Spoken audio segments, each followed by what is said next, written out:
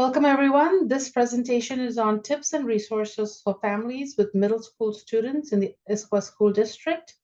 My name is Lorna Gilmore, and along with me, I have Ina Gangurdi, and we are part of the family partnership team in the district. First of all, welcome to the Issaquah School District. And today's presentation is to inform families new to the Issaquah School District or new to middle schools in the Issaquah School District or in the United States to help them better understand how to navigate the schools. We realize that about 30% of our families in Issaquah, Bellevue, Sammamish area are not born, foreign born is what the census says. And because of that, many of our families, since they did not grow up in the United States, might be unfamiliar with school systems. And sometimes they have a lot of questions on how to navigate the schools. And we do not want a parent not knowing how to navigate the school or how to get resources to be a barrier for student learning. And as a result, we provide these services and giving parents these presentations so parents are best able to support their children. So through the course of the presentation, we'll provide you with some tips and resources. I have embedded a lot of links into my presentation. So when I send it to you, you will be able to find those links to that information easily on your own. So who are we? So we are part of the Cultural and Family Partnership team. And on our district website, you will find us under Programs and Services, Cultural and Family Partnership. And then you will see the page that looks like this. So our family liaison. So Ina's over here with us, and along with Ina, we have two other liaisons that support this work. Liliana works at Issaquah Middle, Wendy works at Beaver Lake and Pine Lake, and Ina works at Cougar Mountain, Maywood, and Pacific Cascade. The liaisons work really well and closely together, and so very often any one of them can answer questions for you. But we ask that if you have questions about your school, you reach out to the liaison assigned to your school, since they're best designed or equipped to help you answer your questions.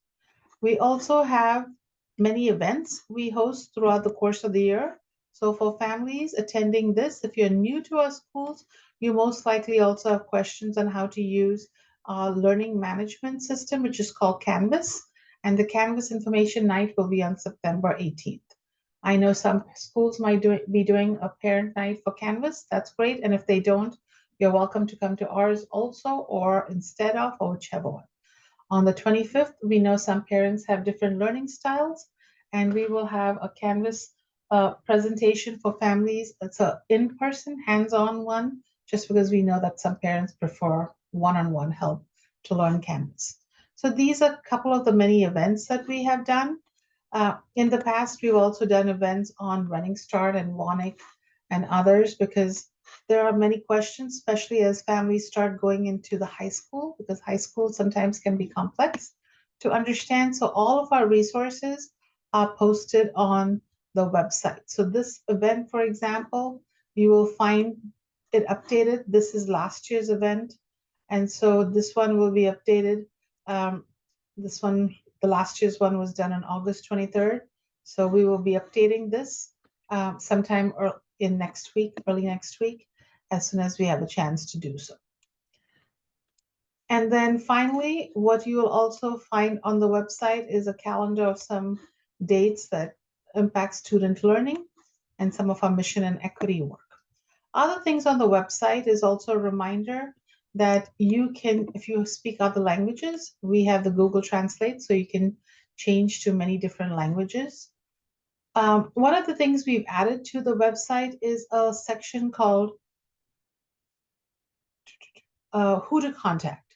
And so if you go to Contact Us, you will find that there's a section on who to contact. In working with many of our culturally diverse families, our families told us that because they're new to the school system, they did not know who to contact if there was a problem. And the school is vast, so there are different aspects to it. In elementary school, it's pretty easy. The main person to contact is your elementary school classroom teacher. In middle school, it's a little bit more complex because your child is going to have 6 or 7 classroom teachers. And so then the question is who to ask. And the counselor sometimes is the person who gets reached out to, but they might not be the best person either. So we have a link to tell you exactly who to reach out to for different questions that you might have. It shows you where to find the information and give some other help. But in general, if this is not helpful to you still, contact a liaison and they can help you.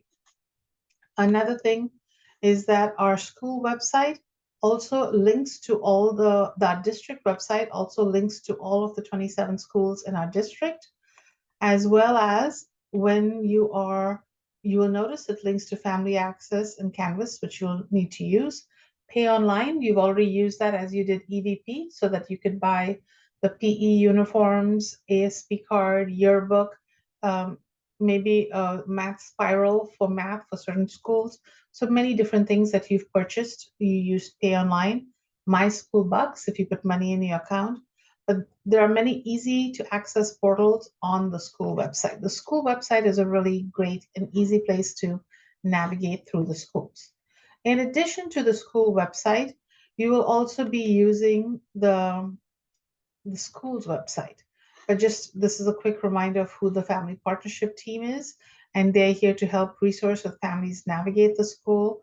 There's a liaison at each school, and they're ISD employees who help connect families to school staff. They can act as cultural brokers as they try to help you understand schools, and they also can help connect you with interpreters or show you and kind of figure out how to help you with the different interpreters or different departments you might need interpretation for. We also have a language access coordinator in the district, and she works specifically with staff and families in organizing interpreters for different events. So that takes us to a slide on the district calendar. So if you're new to a school district, you might not be familiar with how our district calendar is organized. And I love our district calendar website because not only does it have this year's calendar, but if you're like my family and my husband, you also want to know what next year's calendar looks like. And so if you're planning for vacations or trips, you can also use next year's calendar to figure that out. First day school starts, school ends, and so forth, if you need it. The calendar is also translated in several other languages. So this year's calendar is over here. I usually post it on my office area so that if you post it on your refrigerator, so you can have a good visual about important dates coming up. So a couple important dates for you to know right off the bat. October 18th is a no school day. October 27th is a no school day. Those are district teacher work days. And then March 14th is a snow makeup day. So it's a no school day. It will be if we have a snow day and we need to make it up. And our last day of school is June 18th. So in middle school, especially in elementary school, sometimes they don't do it, not as much of an impact. But in middle school, especially, a big tip for families is please, if you can, schedule appointments and vacation while school students are on break so that they don't miss school. And then Wednesday mornings before 10:15, if you could get your appointments. I know it's hard. That's why many of the doctors and dentists are busy on Wednesday mornings, but I try to take my kids for appointments either Wednesday morning or after school ends or on days that they have no school, so that it doesn't conflict with our school lesson. Because in middle school, especially, it gets a lot more complex. And when they miss school, they have to make it all up. And sometimes some work, it's really hard to make up if they're unable to stay after school as such. Just FYI, I was a classroom teacher in the Issaquah School District for 15 years. I taught middle school science in 6th and 7th grade at Issaquah Middle. And as a science teacher, I can tell you very often I would have labs that involved live organisms. And when students were absent and if they didn't make up the work quickly, organisms would die and we wouldn't have a chance for them to get that lab and that activity done. And we do a lot of learning every day. And so things move pretty quickly. So a lot of absences starts accumulating and negatively impacting students quickly. The next one is a school website. The school website is a tremendous resource for families to get a lot of information. And so just a reminder for families, For schools, you can access all 6 of the middle schools in the school district. And again, the website is translatable. And every one of the schools, the layout is exactly the same. So if I show you something for Issaquah Middle, just note it's the same for Pine Lake, Pacific Cascade, Beaver Lake, Maywood, or Cougar Mountain.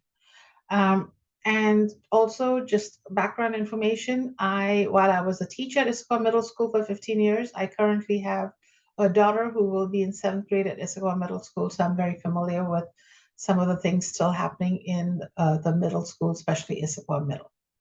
So one of the things I tell families to really visit as often as they can, and also if they have questions, is the upcoming events. So this upcoming events page is always nice to have if you somehow missed, especially a email from the school and you're wondering, oh, I wonder what, I wonder when. So this is a great place to make it a habit to come and visit if you're unsure about dates. So if you come here, you will see that tomorrow there's a web orientation for students in 6th grade. There's a new parent orientation from 12:15 to 1:15 in the library. They post to the first day of school. Also, it's going to tell you that picture day is on the 6th, and the parent curriculum night, they're calling it Panthapalooza Parent Teacher Night, is on September 12th. So it gives you a lot of information on this calendar. There's also a full calendar view that you can also see it as a kind of calendar, bigger, larger page. So you can get all this information at a glance. So there are a couple ways to look at the calendar, the school's calendar on the website. So besides upcoming events, what else can you find on the school's webpage? So you also have the bell schedule. And the bell schedule is very important because now in middle school, kids are going to have to go from class to class. You want to make sure kids are going to school on time. So Monday, Tuesday, Thursday, Friday. Most schools start at 8:15. But you should always check the website just in case there's a slight variation for any schools and what time they start. Yeah, because Cougar Mountain starts at 8:10, not 8:15, and Cougar Mountain ends at 2:35. So the school website, talking to your friends is helpful sometimes, but really going directly to the website to get this information is always the best because you can see that Issaquah Middle ends at 2:45. On Wednesdays, Issaquah Middle starts at 10:20, so it's usually about 10:10, 10:20, but it's a late start is what it's called. So check the school website about the bell schedule, what time school starts and ends. Also, it tells you what time the buses arrive, and usually the time the buses arrive, or maybe a little bit before that, is when students are allowed in the building. So usually they have them wait outside by the door. So this schedule right here is a bell schedule for Issaquah Middle. And then here is a bell schedule for Wednesday. Again, you see Wednesday is a late start and the class periods are slightly shorter to 35 minutes. And most schools, the classes are 50 minutes on Monday, Tuesday, Thursday, Friday. So to find out the exact time for the bell schedules and so forth, you should check the website and that will give you more details about the school's start and end time and what time their periods start and end. So all of that information again can be found on the website. You can see that Maywood also starts at 8:10 and Maywood ends at 2:35. So the entire schedule is here. Some people asked about lunches. You will also find out what time the lunches are on the bell schedule. And we'll talk more about lunches at one of the later slides. Next, the schools, one of the great things about the schools is because the website is consistent, if you miss an email that the school sends to you every Thursday by 6 o'clock, so you should have received an email from the school last week, Thursday, between 4 and 6. If you missed it, you will find that information under announcements, and all of the messages in the email will also be found under announcements. And so you will be able to see what the school sent to families. So all of the schools I know sent a little letter regarding the first day of school and what to expect. So if you didn't see it and you're not sure, you can still go to your school website under announcements. And so school's website under announcements are school announcements, and read any of the information regarding the first day of school that you may have missed. And finally, the school has a thing called community flyer. And the community flyer, kids are not going to come home with little flyers or papers with notices about opportunities um, or information. Everything is via email. So via the email, school email, they'll tell you things that pertain to school. But in the flyer, sometimes they'll post that the Issaquah Community Center has these classes, or they might post about chess. The flyers, the community flyers, are outside companies who are trying to inform students about opportunities, and they are not allowed to post it in the school's email. And so they then apply to put their information in the school flyer. And then last thing I wanted to share from the school's website is if you scroll all the way down, you will see that it has the school's address, but most importantly, the school's telephone number. And if you're absent, the email to send information if you're absent. So make sure you scroll to the bottom and email, it's a link. These are important things to know, because if you're using your phone, you can look for your school on your phone. Maybe you can even bookmark your school's website and then easily access the school's number or the email if you need to quickly report that your child's going to be absent because he or she woke up and was ill, and now you want to figure out what the attendance email is. You don't have to look it up. Your phone will give that information to you, and you can do a direct link via the website to your Outlook or whichever Gmail account and send them an email. So just be aware that that information is available all on the school website. So the school website is a great link to many things. It also has a link to the buses, which we'll talk more about, and the school lunches, or about meals and the menu for the school for that week. So there's a slide I have. So if you're not sure about your school's web curriculum night, I went through all 6 schools and I found their curriculum nights and I added it over here. Note that there are different nights for curriculum night. Just be aware. But one of the reasons I was going through all of the schools' website is some people in their registration form had asked about laptops. So I wanted to share about the laptops. At least 3 of the schools will be giving out laptops at school. August 30th for 2 of the schools, September 3rd for another one.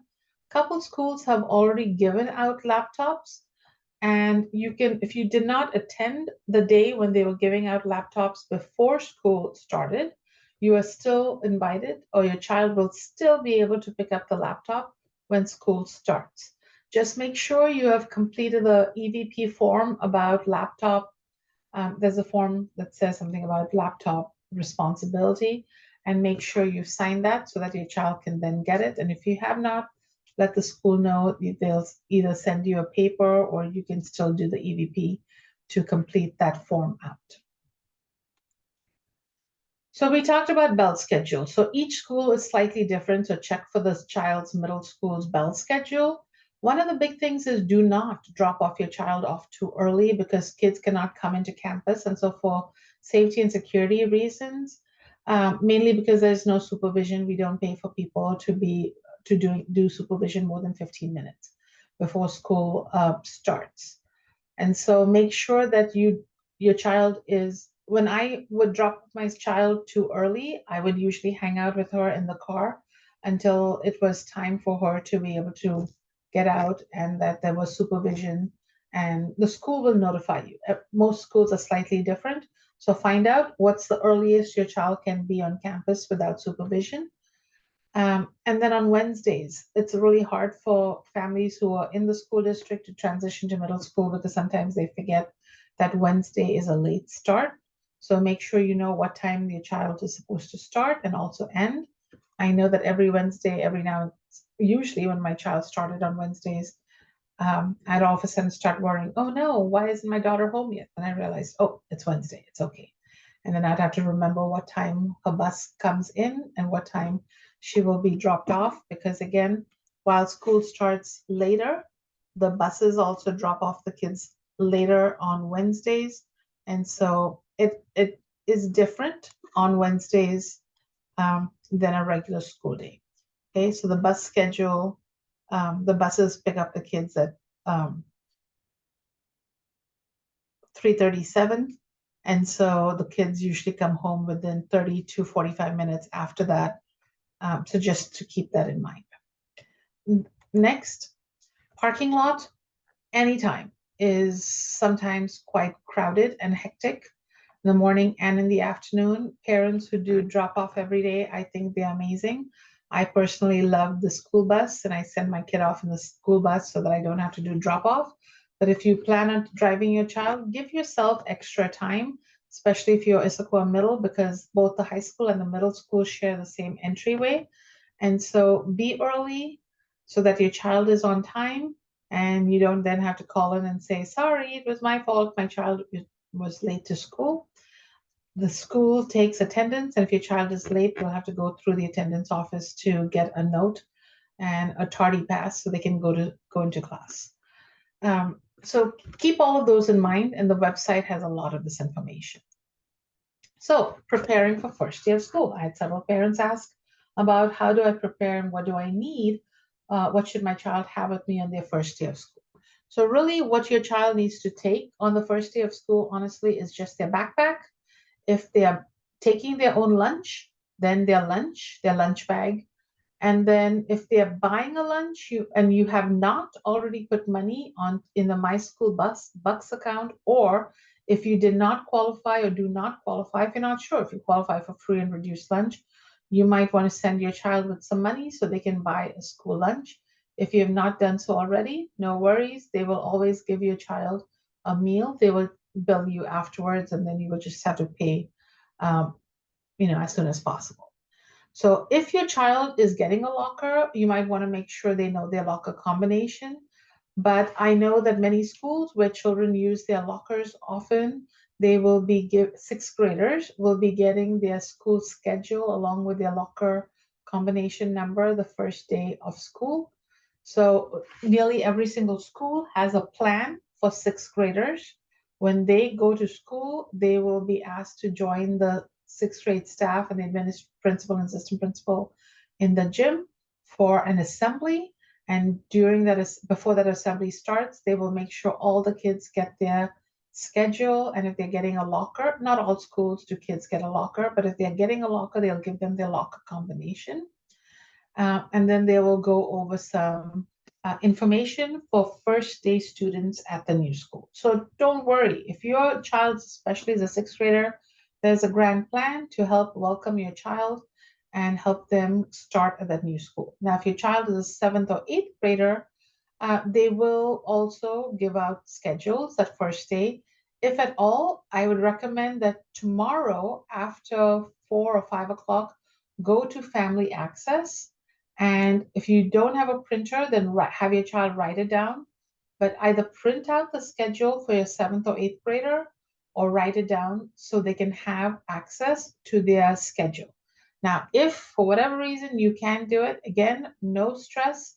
Your child can go to the office and get a copy of their schedule. The office will have student copies available for them. So other things to look at is maybe they don't print out the school map, but maybe you visited the school already, or if you have time, because I know, for example, Issaquah Middle has a welcome sixth grade student event tomorrow. Walk around the campus, look and see what the layout looks like, the bathrooms, the lunchroom, the PE room, the office. But very often in many schools, they will assign a student a helper or their staff, extra staff that is assigned around the building to just help the kids get from one class to the other. In my 15 years at Issaquah Middle, When school started that first week, I was always, every single day before class and after class, hanging out in the hallway, helping kids find their next class, helping kids open their lockers. So staff is very aware. We've gone through this many times. There are a lot of adults on the build in the building and also PTA volunteers helping kids figure out the lockers and helping them open the lockers or helping them find their classrooms. And also, just so you know, some kids will be late, especially if they're navigating lockers and trying to find their classrooms. Don't worry. The entire first week, teachers are very understanding and realize that kids might get late because of not sure how to get to their class. And so they don't really mark tardies for the first few days until they know kids are in a routine and they figure out the school. And it's always amazing how quickly students figure this out. So besides a backpack, their lunch, just take some pens and pencils. Oop, and I forgot to write something to write down. Okay, just if they need to, but chances are they will be also getting some handouts from their teachers, so they'll have something. One of the tips I will tell you is that depending on your child, some children like to have multiple folders. Other children like to have an accordion style folder where they can put handouts that they're getting from class. I wouldn't buy too many supplies till after the first 2 days of school so that you know what your teachers want because and also what works best for your child. Because as a former teacher, when school starts, I love going back to school shopping. I'm like, oh baby, what do you want? Do you want these folders? Let's try. One of these big binder things that they have. And it depends on what works best for your child and what the teacher is looking at and what the teacher says may work best. So just don't plan on taking too many supplies that first couple of days. Keep receipts if you bought a lot of stuff and see what works till the Labor Day weekend.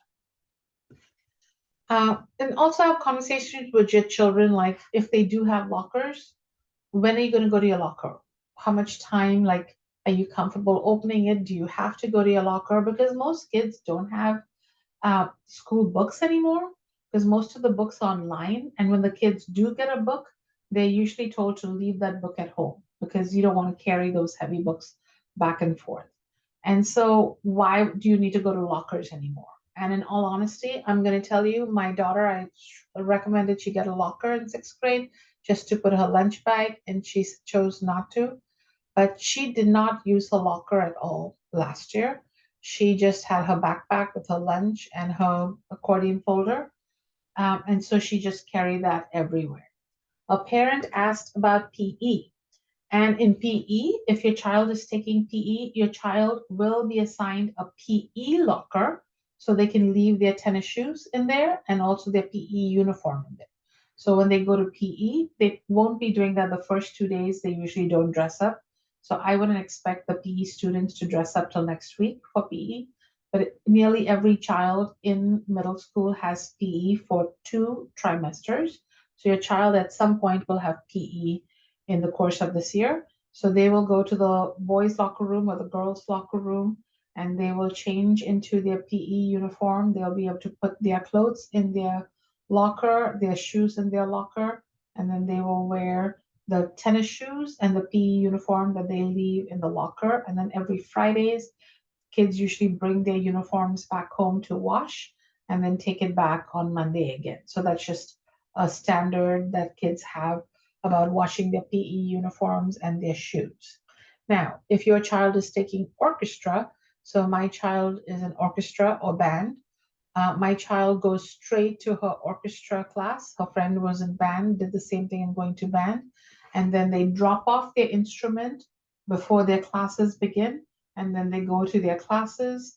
When they go to orchestra, she plays her instrument. And then at the end of the day, she first goes to her orchestra class, picks up her instrument, and then goes to the bus. And she still has enough time to do all of those things. So that's usually the routine for kids for PE and kids who are in music on storage. So just so you know, there are systems in place for all of that. And then the last thing parents were asking was about dress code. So for dress code, dress codes are very simple. Nearly all schools have a very similar dress code, but you will be able to find the dress code in the school handbook. Here is the very general dress code for all schools, and basically it is wear clothes that are not disruptive to learning, that have a print that promote or have printed words or symbols that use illegal substances or the prohibited substances, create a hazard to students' safety or safety of others. So think or considered, vulgar or obscene, depending on student school officials. So there's no like wear a tie, wear a dress, wear khakis.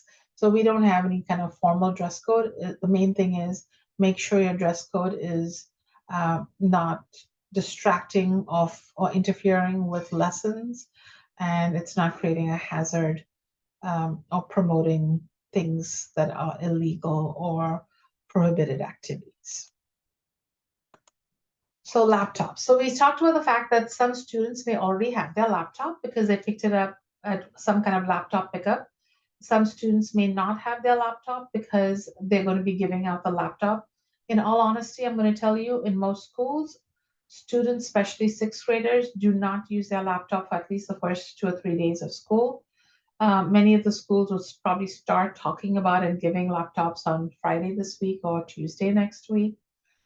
And for students and families, you had a question about during EVP about understanding the laptop, care and cost and everything, just responsible use stuff. So make sure you have filled out the responsible use stuff around technology and laptops so that your child can receive the laptop if they've not already done so. And if you can, you should have done it if you did EVP, and if you did not do EVP, try to see if you can do it and complete those forms or ask the school about that in the next couple of days. Students use their laptops all the time, like every day to submit assignments. I was during several days during COVID, I was subbing in different schools, and the students were amazing. They'd walk in while I was a sub, they just automatically pull out their laptop, go into the dashboard of the classroom that they were in. It was a science class, of course, and then they'd see what the daily activity was, and they'd proceed to do stuff. The teacher would also leave, and I would write down notes what the kids were supposed to be doing. But they used their laptop regularly to learn, to access their textbooks, to access learning information. They also have links to it, and it's all through Canvas. And in Canvas, so in their laptop, they have access to um, Office 365, so they can do documents on Word, on PowerPoint, on Excel. They use it quite often.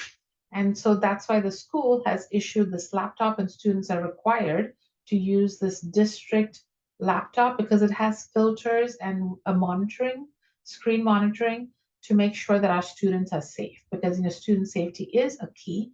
And if they have issues, before they really started emphasizing using district laptops, sometimes kids would use their own, and then their laptops would die, or they'd have problems on their computer, and the teacher would say, sorry, can't help you. Because the teacher doesn't know how to navigate all these different systems and laptops, and they can't take that time because the students are supposed to be using a certain system that the teachers are aware and educated on how to support the kids with. So that's the laptop. And then there's an FAQ on the website that if you have questions about laptop use or anything about laptops, you can read the FAQ. And then we have an ISD help desk that can help answer questions around laptops, or the school can also answer questions about laptop use as needed. So grading calendar.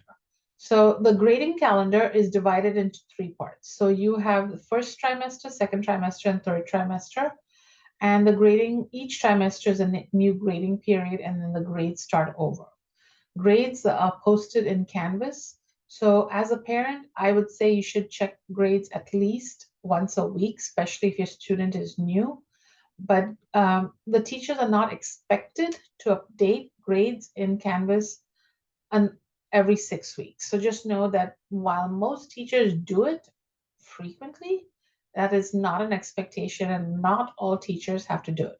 So some teachers, you might see periods of time when no grades have been updated. And again, that is per the teacher's contract, that they don't have to do it with grade frequency. As a teacher of in middle school, I updated my grades at least twice a week. I knew a teacher who updated her grades every single day. Because kids use Canvas so often, more and more teachers update their grades a couple times a week. Also to note, if your child is taking an elective, at the end of the trimester, most likely they will have a new elective or a different class, unless they're taking a year-long elective. So for example, since my daughter is in orchestra, she has orchestra all year.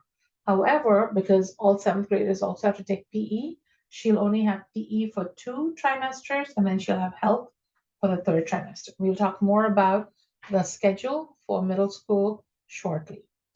The next thing I'm going to talk about, I don't quite have a slide on, but I know a lot of you have questions about that, and that is grades. So in middle school, there is definitely more homework and assignments, and grades do start. It doesn't count for your transcript as you apply to colleges per se, but grades are important because now students are doing prep for high school and making sure they're prepared for high school. They're practicing how to take tests, how to study, because sometimes kids don't really have good study habits or homework or practice habits or listening in class, so that they can do well on their test to understand the content. So this is all basically high school prep. And then high school will be the prep for college. So the high school classes, those grades will count towards your high school transcript that colleges see as they accept students. In middle school, there are just a few classes that your child might take in middle school that you could ask for it to be put on the transcript because they are high school courses. So for example, in 8th grade, if your child takes biology, algebra 1 or algebra 2 or geometry, or if your child takes a Spanish class, so these are only in 8th grade. If your child is taking these classes in 8th grade, then those classes, you have the option and the ability to have those classes be visible on the high school transcript, and then colleges would be able to see it as they apply, and they'll be counting towards graduation requirements. And if you're not sure what I'm talking about, and your child is in 8th grade, I will be doing a presentation for 8th grade transition to high school in January, and I will explain much more about it at that time. And if you want to get a sneak preview early, I have the recording from last year already on my website, which is also in the chat. So, health. We have a health room in the schools. We have a school nurse, a certified RN, and then we have an assistant, a health room specialist. She's not a trained medical professional. And in 7th grade, there's really a required vaccine, which is additional Tdap 1. But the main thing for you to know is if your child is sick, please keep them home because your child will be around approximately 130 kids a day, and we don't want them to contaminate, and that's in their classrooms, not in the lunchroom or in other common spaces. But they'll have 6, 7 classes in each class. There are approximately 28 to 30 kids, so they will be in classrooms with many kids. So if they have a fever over 100 degrees, if they've been vomiting, or if they have diarrhea within those 24 hours, please make sure that they stay home. They can check Canvas to see what information they missed and then work with a teacher to make it up. But they should check on Canvas as they're feeling better, as they're getting ready to catch up on work they missed because they were ill. If a child also has a cough, a sore throat, body ache, headache, chills, diarrhea, vomiting, you should also consider keeping them at home because we want to make sure other kids are not sick and that we are being safe as a school and as a school community. So in middle school, it's compulsory for you to send your children between ages 8 and 18 to school. Of course, there are some exceptions based on personal reasons, and you can work with the school district for that, or if you're doing homeschooling, for example. If you're going to be absent a lot, so we have some families who are traveling to India, China, Korea, if they're going for several days or weeks, please make sure you pre-arrange the absence if at all possible. And that's just to inform, because we have a law called Becca's Law, and that's just mainly to communicate with school around student absences. So that's mainly about informing the school. Once the school is aware, the teacher is not going to send all the homework home, but your child can check Canvas to get the information when they're absent. So we don't send home packets. If you're going to be absent, you will just check Canvas to get that information. If there are excessive absences, they will start sending you letters, and then for a certain number of absences, the school will invite you to a conference, or at a certain level, you end up going to truancy court, or it's a community court, and you will talk to some people about the absences of your child, and your child will also be able to talk about that. If your child is absent because of religious or cultural celebration, um, please make sure you're communicating those absences with the school. Also, religious and cultural celebrations will count as excused absences. And then finally, I just mentioned a reminder to schedule appointments and vacation when kids are on break so they don't have many absences. So Canvas is the learning management system, and that is what all students from 6th through 12th grade are using, and that's why they do their daily assignments, grades, and a lot of learning material is posted. So students can communicate with their teachers via Canvas. I love Canvas because of that, because there's a button for inbox that teachers can send a message to their teachers. Sorry, students can send a message directly to their teacher via Canvas. So in the days that I was a teacher, the kids had to figure out what my email was. Many of them didn't have emails. It was steps, right? So it was a little bit hard. So it's really parent had to get a lot more involved. But now everything is set for student to have success. They have their own laptop that has a Canvas on there. They can go into Canvas, message the teacher. Miss Gilmore, I was absent yesterday. I did this and this. Can you tell me if I need to do something else, or can I come in to see you so and so day after school, or what day can I come and see you after school so I can catch up and redo this lab, or I was absent on a test. What day can I come in to make the test up? So the student can communicate with the teacher quite easily via their inbox and their emails on Canvas. Of course, they can also talk to the teacher, but that also gives them a backup plan. The students can have a link in Canvas. There's a link, it's called Class Link, that gets them into their textbooks. Also, they can access books. There are many books nowadays that are digital, so they can access the entire library catalog and resources at the school via Canvas.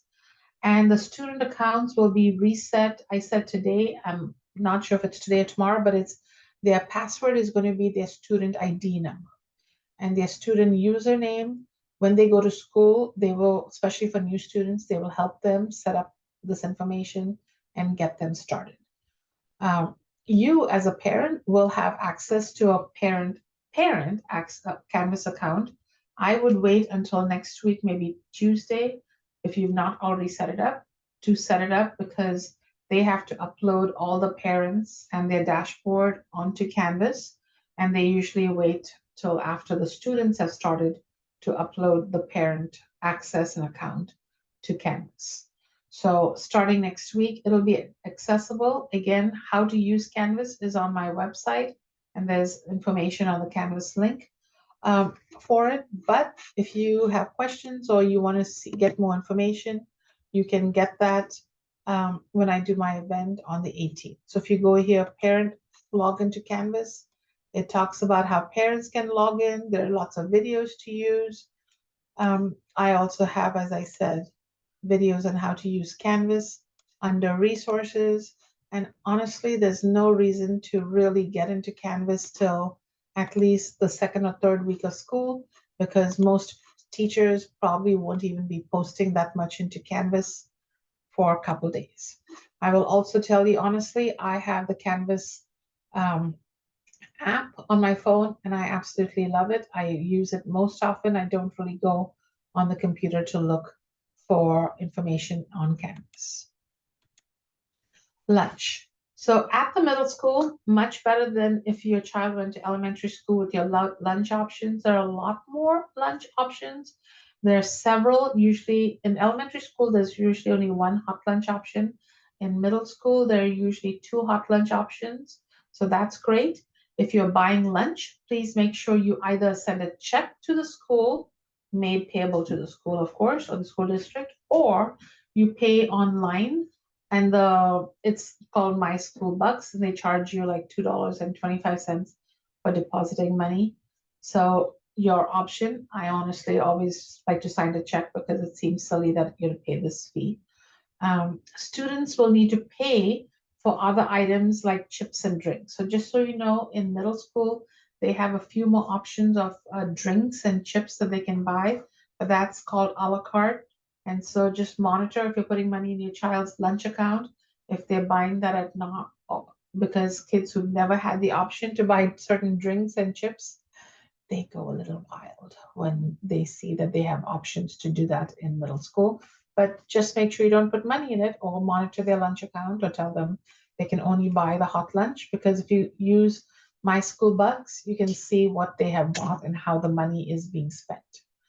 The lunch period is usually about 30 minutes, and it happens usually before or after lunch. It's usually like a fourth period time. And they usually have like an A lunch and a B lunch. And it depends usually on what teachers they might have, or sometimes they divide it by grade level. So it depends on the school and the size of the school. So in when I was in Issaquah Middle School, we always had sixth graders and some seventh graders at one lunch, and then some seventh graders and all eighth graders at another lunch. Sometimes they would have, certain teachers have this lunch and other teachers have this lunch.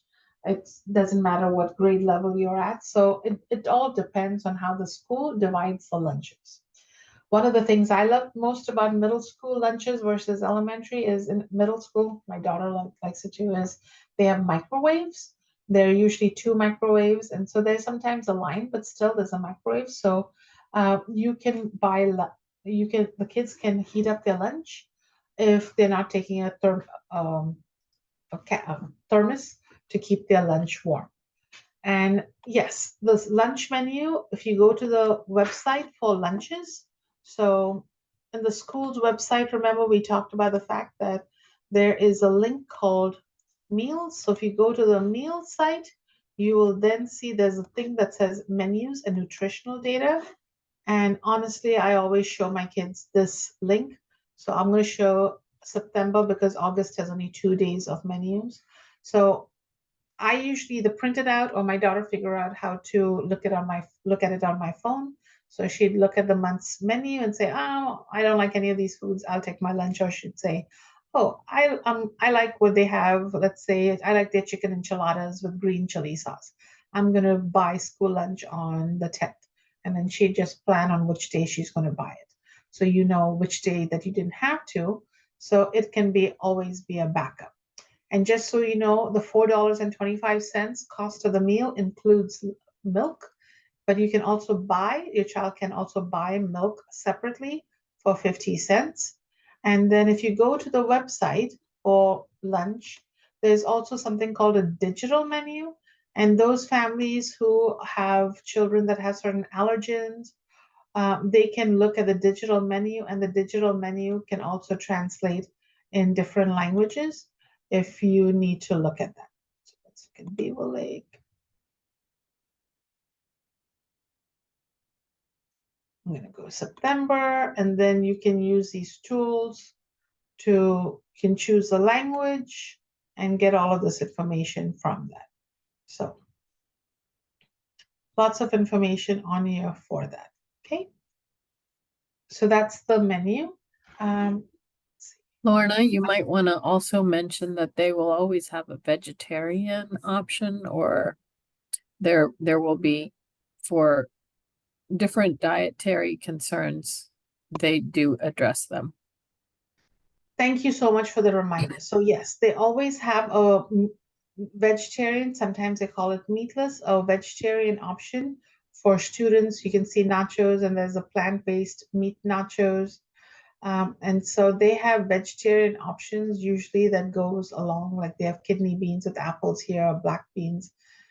Here are garbanzo beans and grapes here, pinto beans over here. So in middle school, they have a lot more vegetarian options for students. Thanks, Ina. So next one is transportation. And the great news is you can find out your child's bus route right now. So the route is open. So the website is now currently linked so that all families can find their child's bus route. And it's always good to look at that and just make sure you don't have any questions before school starts, or don't want to wait till the day before. And now is a good time.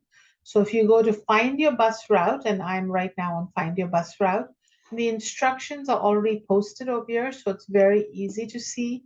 And you're going to click in to log in and find this information. And it's just the first name, period, last name, and then their birthday is their password. Okay, so first name dot last name, and then the birth date, month, day, year is the password.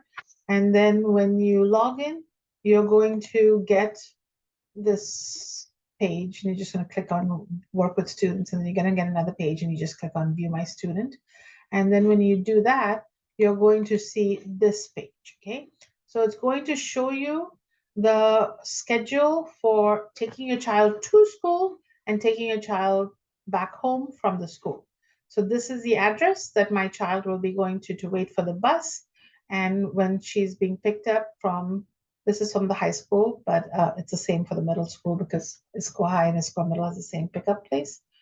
And this tells you that she will get off the bus at 3:20, getting off the bus at 4:10, and then the pickup time, what time the pickup times are, and also what you need to know. This isn't a big important one, is on Wednesdays, it's a different time. Okay, so keep that in mind. What time do they have to go to the bus stop on Wednesday? What time do they get off the bus stop on Wednesday? So this is a big, for me, it was a big change. So I keep on telling parents that because it is different and it takes a little bit of getting used to for some families. But so that's third bullet, Wednesday morning and evening times are different. So you can find the pickup and drop off time in that schedule. And bus transportation, a reminder, is also available for students if they stay after school for sports or clubs. They use a different bus system, and that is important to note because the drop-off places are not the same. So oftentimes, honestly, it is a lot further than what you are used to in your regular bus stop. And so you might have to drive to pick up your child. For example, my children, if they stayed after school, Issaquah Middle and Issaquah High, they would have to be dropped off at, or they used to be dropped off at Sunset, and then people would have to drive to Sunset to pick them up.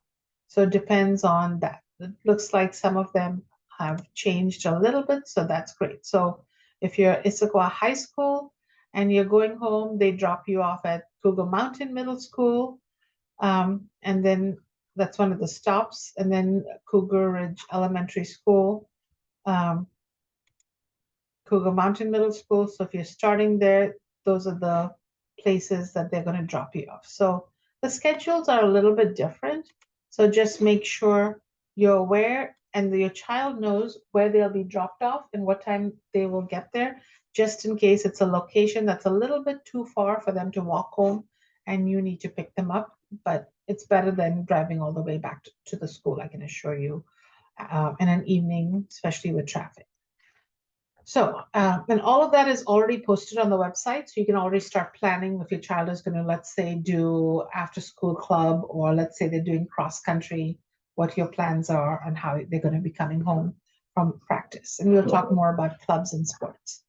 In October, they're also going to send you something known as, buses are going to be available right away, starting on Thursday. And bus passes, there is no such thing as bus passes on Thursday, Friday, because bus passes, I'm not sure why you'd use a bus pass. Usually they're changing their route for some reason. So any kid who lives in that neighborhood is eligible to ride that bus. You normally need a bus pass if you're taking a bus that is not part of your regular route.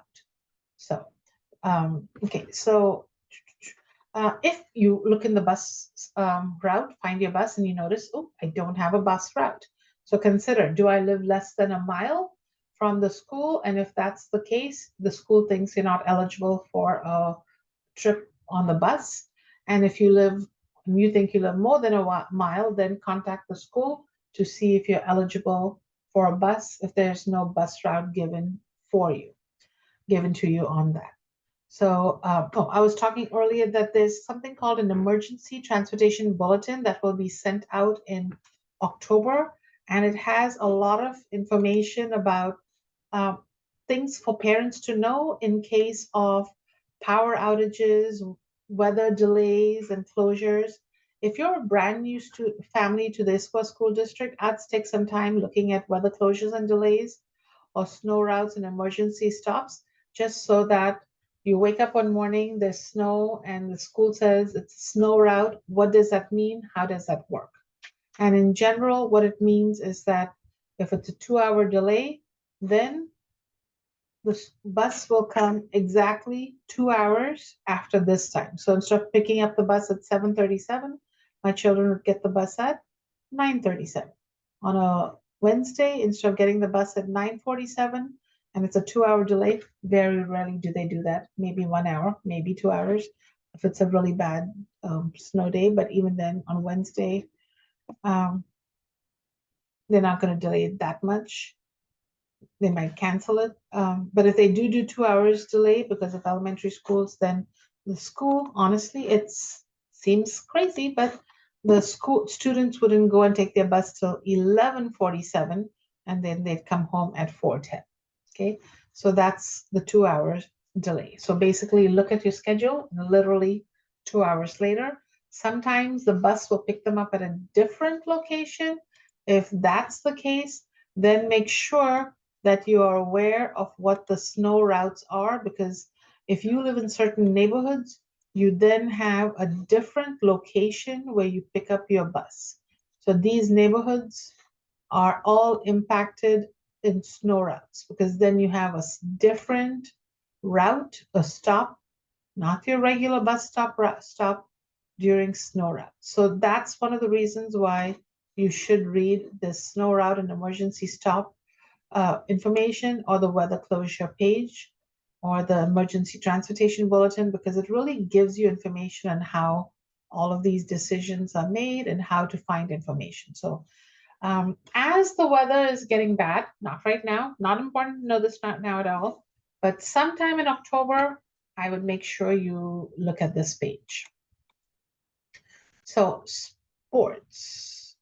So for sports, last week, Monday, I did an event that lasted an hour and a half on sports, clubs, and ASB.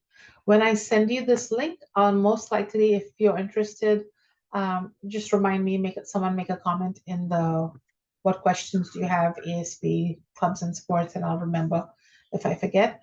Or you can just email me again and I'll send it if I forget.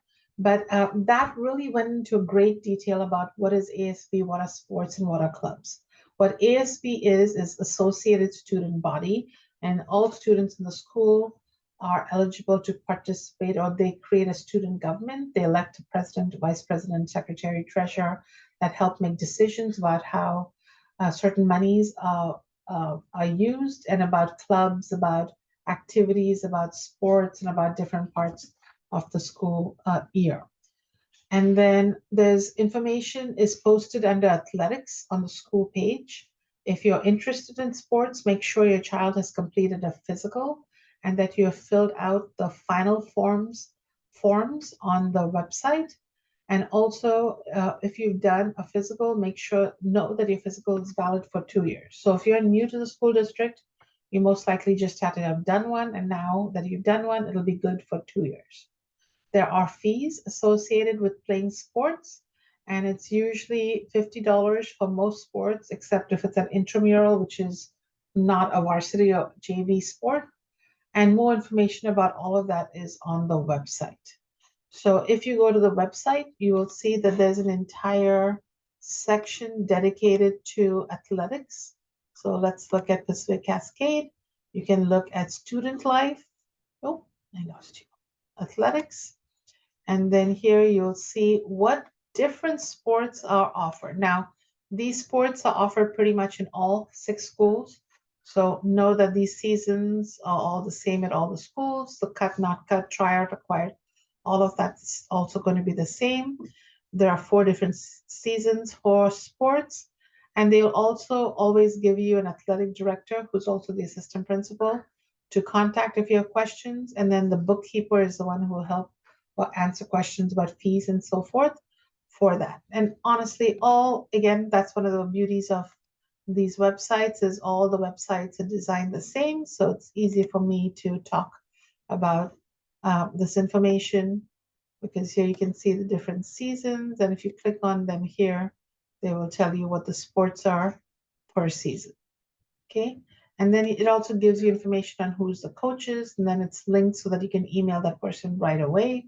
It gives you information, more details about the sport. Schedules are already up, it looks like, for that. So that is great so that you already see what's going on. And it looks like, for example, on the website, it's already posted that the sport ranges from the 9th to October 24th, and they'll probably have some information over here. And then the big one is in the school, they have announcements, usually every day. And during the announcements, they talk about all of that stuff. And here you can see they'll talk about away and home games, transportation, and all of that. So the website is step one on where to go to get information. Step two, the next place is to go to the page and talk to the coach. And three, if you're not getting information from the coach, you can always reach the athletic director at the school, which is usually the assistant principal, and get or the bookkeeper to get information. So over here it says middle school, principal, assistant principal is a good place to get this information. Now, the next one is about clubs. Oh, it says check website for start date or the school's announcement. Ask your child to listen to the announcements. The transport also takes the kids to away games, but very often I had to go and pick up my child from the other school. So the coach will tell you exactly if there's going to be transportation available after the game or if it's just to the game. Oh, as a parent, you're welcome to attend the games and matches, so that's really nice. And practice starts usually right after school ends. Kids go to the locker rooms and start getting ready, and then they'll meet at whatever field they're practicing at or going to compete at. And then they'll end at a certain time that'll be posted for you. And then if there's a activity bus, then your child can take the activity bus. Now, the activity bus is for both the sports and clubs. And if a student stays after school, they can take the activity bus. It's not, again, the same bus stop. So make sure you're familiar with the time and the location where the bus will be posted. And it's usually also not the same bus number. So again, make sure you're looking at the activity route for the bus number and for more details. So clubs. So one of the amazing things about middle schools is there are so many clubs at each school. And so it really provides students with rich extracurricular opportunities. And these clubs are free with an ASB card. So make sure kids have purchased an ASB card because that gives them, and that's what really funds all of these, right? So for paying the ASB fee for the school, your child now can join any number of clubs and then with a little extra, join any number of sports. And that money goes towards any things that the clubs need for supplies to pay for the teacher advisors or the sports coaches and such. All the club activities and information is again under student life, under the activities tab. You saw the athletics, so this would be the activities. Some clubs or activities have selective criteria such as ASB or in high school, it's chair. And then in middle school, sometimes they'll have like an honor society meeting, but usually it's 8th graders or students only the end of 7th grade that are invited to join honor society. But some clubs might have certain criteria for certain grade levels and certain eligibility. But in middle school, pretty much most of the clubs any kid can join. And there are many clubs, and that really helps the kids find their niche. My daughter didn't have a certain club that she liked in sixth grade, and so she and her friends got together and they signed a petition, talked to the ASB advisor, and the ASB advisor allowed them to form a new club. So that's one of the great things. If the club doesn't exist, but you have a group of students interested in that, if they can find a teacher or they can work with the school to find a staff member to create a new club, then they can create that club and then they can start meeting as a club. And the meeting dates, locations, and time I usually post it on the website. So, for example, my daughter, one of my children, let's say your child is doing green team. Then they'll post that green team is on Thursdays from 2:45 till 3:30 every Thursday. And then every now and then they'll make an announcement saying, oh, green team is canceled. Or maybe sometimes there are certain weeks where the teacher is busy or doing something, they might not have club meeting that day. So over here, you can see the many different clubs, and you can see that this FLL Robotics is application based, so that's one of the most selective ones. But they have a Rubik's Cube Club, an Art Club, Green Team, Board Game, Pokemon, D&D, Recipe Club, Writing Club, Junior Honor Society, and this is, you've got to be invited to join. And then another robotics team where everyone can join. And so that one, the first meeting was mid-March, and so over here it tells you what the meeting days are. And most of the meetings, honestly, are Tuesdays and Thursdays. Sometimes it's on Mondays. Few are Wednesdays because, Wednesday is a pretty late day for teachers. And then it shows you the location where the clubs will meet. So all the schools have something similar to that so that you can look for the club information. So again, student life, activities, and then if you're not sure what ASB is, you can also get some more information and details about the ASB. They plan assemblies very often and socials, talks about where the ASB funding comes from. But here's the club. So at Pine Lake, they have a Chinese club, Earth Service Club, GSA Homework Club, Jazz Band, Math Club, Robotics, Speech and Debate Theater, amongst some of them. But again, if you're interested in forming a club, that is also an option for your child. So curriculum night is going to happen. I showed you where all the dates of it, but you can go to the school's website and get all of this information. And curriculum night is honestly the best source of information of what your child's curriculum is going to be, because there are so many more classes now in middle school. It's hard for me to say what that curriculum is, but there are two options. One, your teacher will give that information on curriculum night, and two, you can go to the district website and there are many resources around curriculum, so you better understand what curriculum your child will be using. Curriculum is a little bit less visible unless you look at the books that your child is bringing home. But some children, I know my child very often did not want to get the books home and just preferred to use a class link to look at their books. You as a parent, maybe not this year, but in future years, you may be interested in being part of the instructional materials committee. And that's the committee that looks at and reviews different curriculum that is up for adoption in the district. But one of the reasons I strongly recommend that all parents attend curriculum night, because truly it's not just about the curriculum, but it's also about the class. So by going to my curriculum night event, that's why IMS is calling it the parent night, it truly talks about what are the class rules, what are the procedures, what are expectations. If a child misses homework or doesn't do homework, how can they make it up? If a child doesn't understand how to do the homework, how can they get help? If a child missed a test or absent, when do they retake it? One of the big things the Issaquah School District does is for secondary students, they allow multiple retakes, or maybe at least one retake. So what is a retake policy? How does my child retake the test? What does my child need to do to prepare for this test if they need to retake it? How does this impact my grades? What is the grading system like? So I haven't talked much about grades, but grades will be there. Your child will be getting an ABCD on their report card at the end of the trimester. They will get a percentage grade in Canvas so you can see their progress, periodically. So grades start mattering. And also in middle school, unlike If you went to a Issaquah School District school in elementary school, they took a test, you really didn't see it, the score, and you didn't see it impacting your grades as much. But in middle school, many of the grades are weighted. So, for example, in my classes, I usually had tests worth 40% of my students' grades. Homework might be worth 30%. And in work projects, in class projects, assignments, labs were usually worth 30%. But that was me. And so each teacher is allowed to do different percentages. So curriculum night is a good way to learn what and how they do their grading.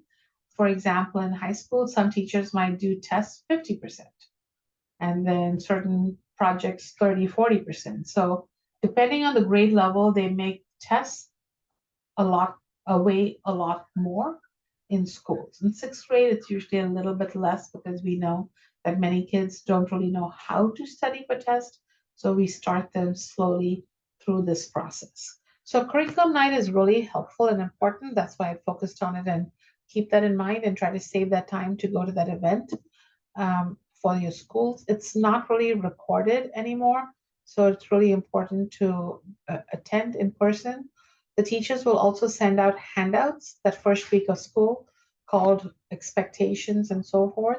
So please make sure you read all of the teachers' expectations. There's a lot of information in there, and I know it can be hard, but please take some time to read that. And if you're unclear, one, start by asking the teacher to help you understand. And two, if you're hesitant because you're like, is it me that I don't understand that, or is this something weird about this in general? So you're not sure who to ask, please don't hesitate to reach out to Ina or one of the liaisons, and they can help you better understand the expectations and the policies for the class. But again, those policies, as you're new to the school system, especially in Issaquah, even if you're coming from Texas or Wyoming, going to curriculum night to get and understand Issaquah's system is key. Okay, key.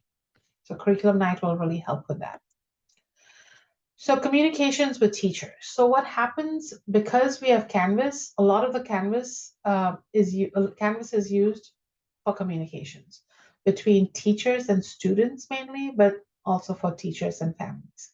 So the teacher might post a notice in Canvas and send that notice to all the students and families. In all honesty, teachers don't send emails to parents as much in middle school. So you're not going to get too many communications from teachers. Certain teachers might communicate with you more than others, but it's really not required. So if they're not, it's not really on the teacher. But if you have a question, you are welcome to email the teacher and ask these questions. So the notes I would usually get was sometimes from social studies or English language arts teachers saying, hey, there's going to be a project coming up. Don't forget to make sure your child does it, or here's some information about it, or there's this test coming up. I know my daughter's science teacher very often would post that there's a science test coming up and make sure your kids were studying for the test and using the study guide. But again, that didn't happen when my older daughter was in science. So it's very much dependent on the teacher and how they teach their classes. Um, Students are not going to come home even with a report card. You're going to have to look at the report card in Family Access. I honestly just look at Canvas because that's very close to the final grade. You're not going to see too many paper flyers. Again, if it's outside the district, you're going to go to community flyers. And also teachers don't really send individual letters home that much. They might if there's a concern or they're praising your child, because like I would get a letter saying your child, certain praises for your child. Great, I love that. And I'm sure some teachers also have concerns if a student is not doing well, sleeping in class or misbehaving. You might get some kind of individual teacher emails around that.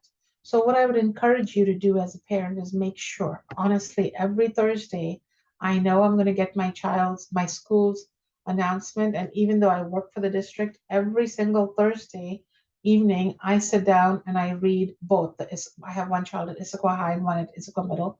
I sit down and read both of those bulletins top to bottom so I know what's going on. And then I might save certain dates, especially for my high school, if there's a PTSA test, or for my elementary daughter, I just save the picture day coming up. So note, there's a picture day coming up.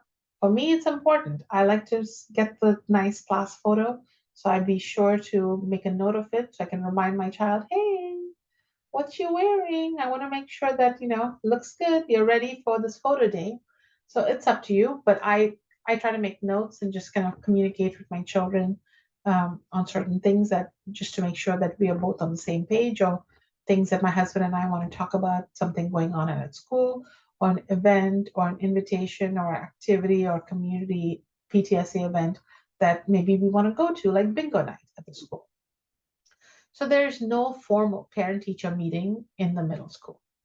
But again, if you have questions or concerns, you have, as a parent, are invited, are welcome to email the teacher or the school counselor if it's concerns in multiple class and ask that teacher for a meeting or ask the school counselor to set up a meeting with all of multiple teachers because there's a big concern of a child's failing or there's a social emotional problem or if there's, one of the parents said, what happens if there's a behavior problem?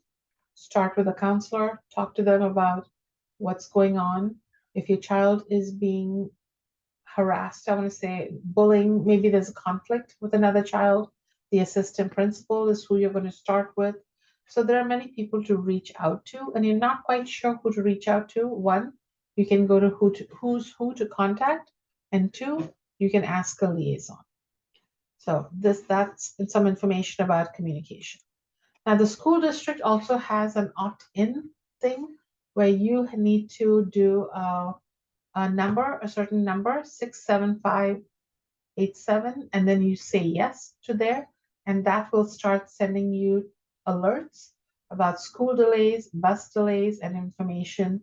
The school will then be able to text you information. I like that because once my daughter's bus was delayed and I got a text, important to me so that I'm not, worried why she's not home on time. So a school thing I like is I don't have to wake up and listen to the news if my school's been closed or not, or 2 hour delay or not.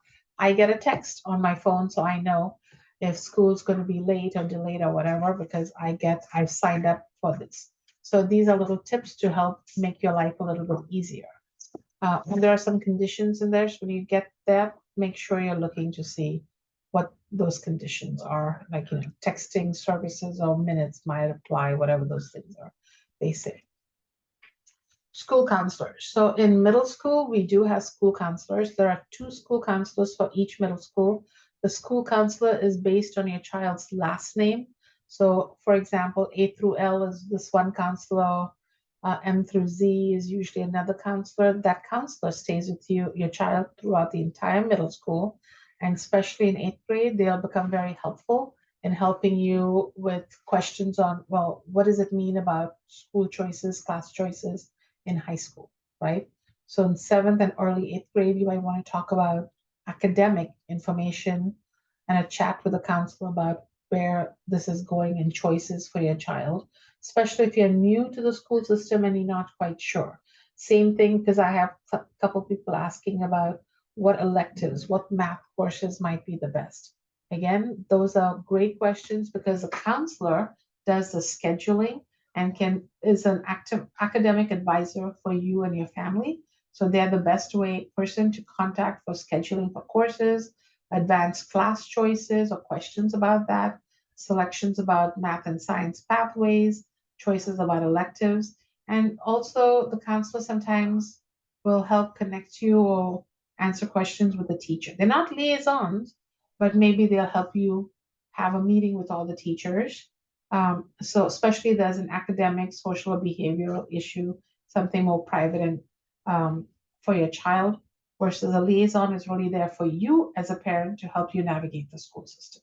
The counselor is there for the child to make sure the child is more successful in the school system and helping you as a parent who is a mentor coach for your child.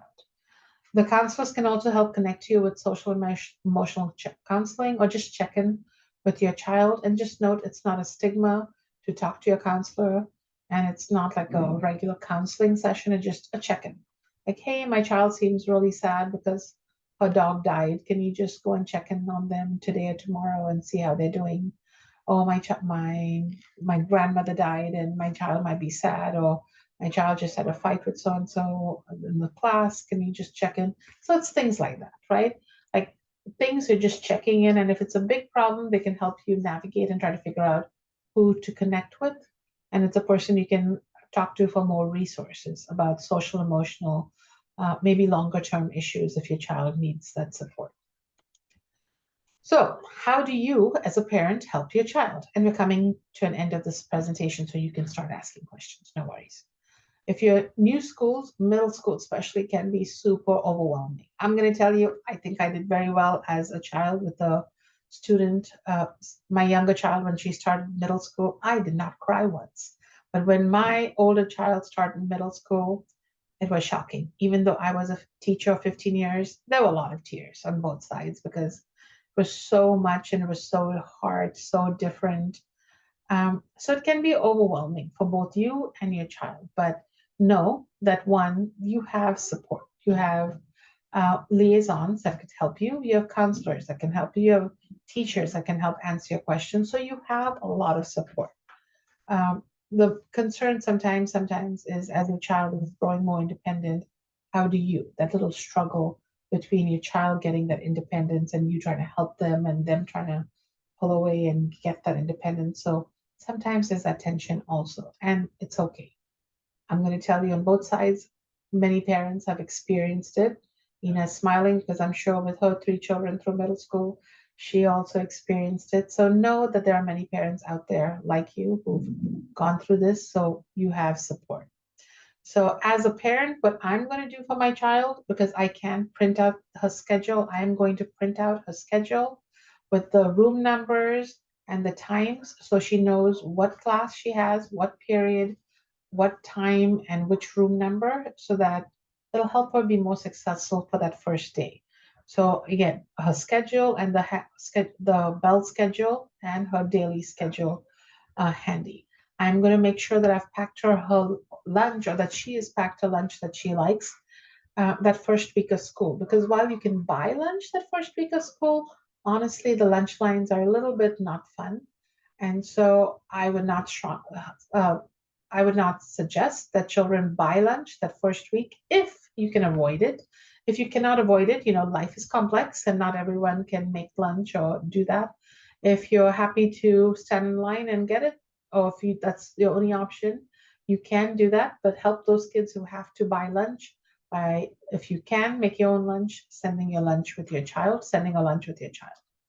And then, especially that first week, check in with your child. How are things going?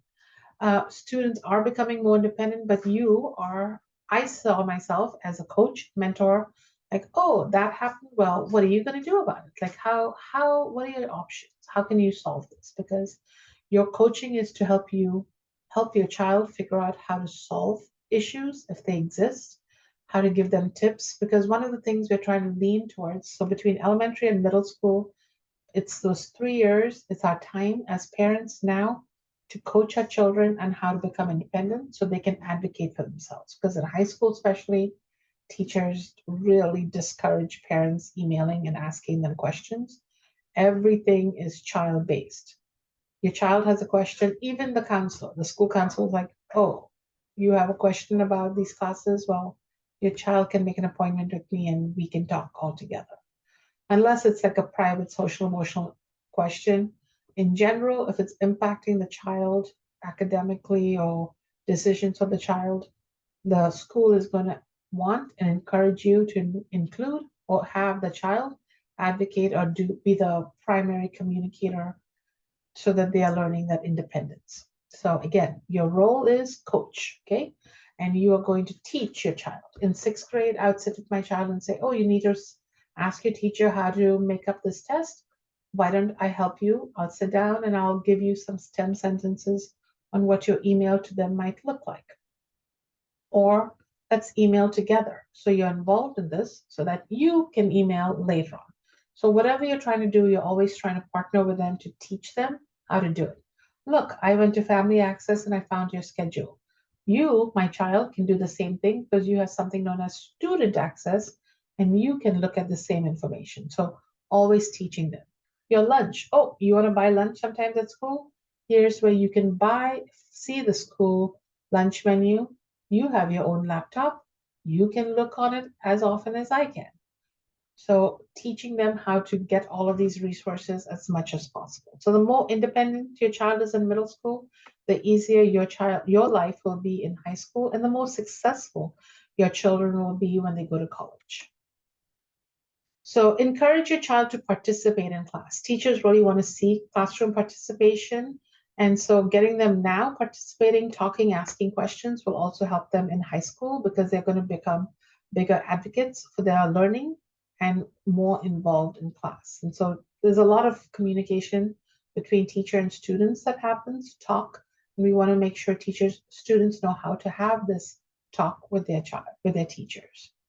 Model how it may look like in school. If your child is new or shy, say, so you might want to do this. You might want to go up to your teacher and say this. So you're going to do some modeling kind of practice. Teach your child how to advocate for themselves, practice with them. Independence is emphasized in secondary grades, 6 through 12. So each year, helping them be most independent, and find out from the syllabus, Canvas, or from the teacher what is the best time to call or meet with the parent. Well, the teacher has to meet with the parent or the student. So for curriculum night, always kept in mind what the teacher said is best time for the teacher, that the teacher had to meet with the student or with me. So if my child was struggling in a class, I would say, hey, I remember during curriculum night, the teacher said that she would meet with students at this time. Have you tried? Why don't you go? Here's a suggestion. So again, the coaching portion. And then if that's not working, then you can step in, but always start with the student or encouraging the student to do it first. Despite the fact that it's middle school, there are still many volunteer opportunities that you can do. So if you've not done so already, please fill out the volunteer application form. Just in case a volunteer opportunity comes up, you want to make sure you're ready. PTSA is a great way to learn about many different volunteer opportunities at school and for different events. I know for my older child, they had accepted volunteers for the dissection. And for my younger child, they changed that and they didn't do it. But maybe some teachers still have parent volunteers for field trips or different activities in the classroom. Read the announcements, join the district. Well, I'm not going to force you. It's up to you if you're a social media person or not. I am 100% not a social media person. Ina will tell you how much I dislike Facebook and Instagram, but while I have no friends on Facebook and Instagram, I have school. I have my community of PTSAs because those are important ways for me to learn what's going on for my children, and so I will do that. So um, there's going to be probably your middle school PTSA group.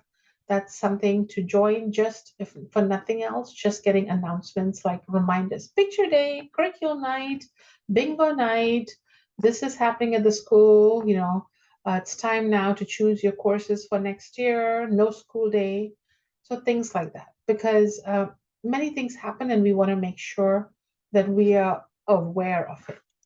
For example, I realize right now that one of the things I forgot to mention on Bell's schedule is that 3 days during the course of the school year, and it's usually on the last day of the trimester, your child is going to have a different Bell schedule. So again, last day of the trimester, your child is going to have an early release, so just keep that in mind. Sometime in late November, early December, your child will have a half day and they'll go to school same time, but they'll be dismissed much earlier.